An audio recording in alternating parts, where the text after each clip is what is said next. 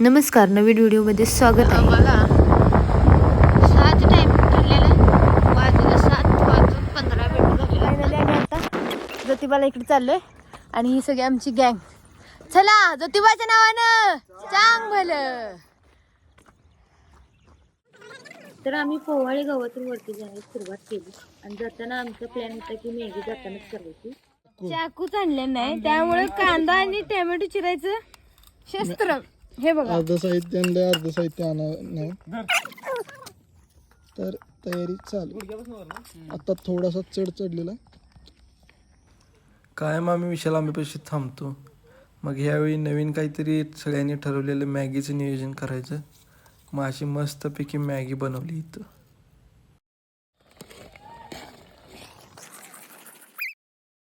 या खायला डोंगरातली मॅगी.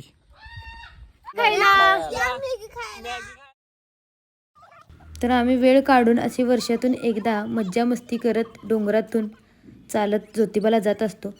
हा एक वेगळा अनुभव येतो आणि किती अंतर कापले हे पण काही कळत नाही.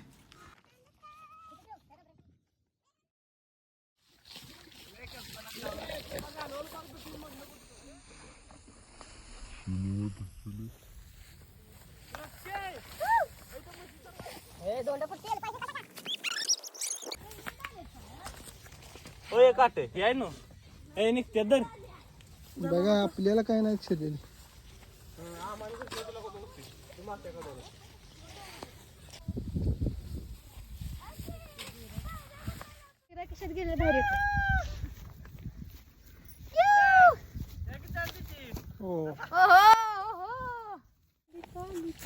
वरती जाताना डोंगरामध्ये आम्हाला भरपूर गवत लागले. गवतामधूनच छोटीशी पायवाट होती. पायवाटीमधून वरती आलो आणि मस्त निसर्गाचा आनंद घेत एन्जॉयमेंट करत आम्ही सर्वजण वरती आलो. वरती आल्यानंतर आम्हाला पुढे पायवाट लागली.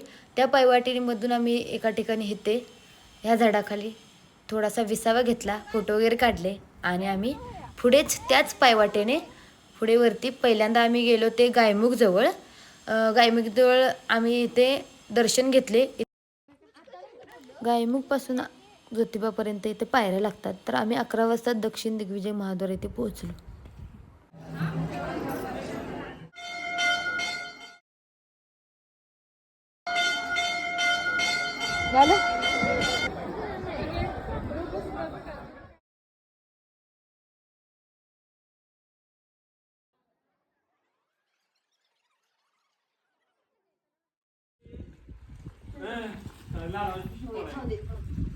तर आमचं दर्शन झालेलं आहे आणि इथं आता जरा विश्रांतीसाठी थांबलेलं आहे.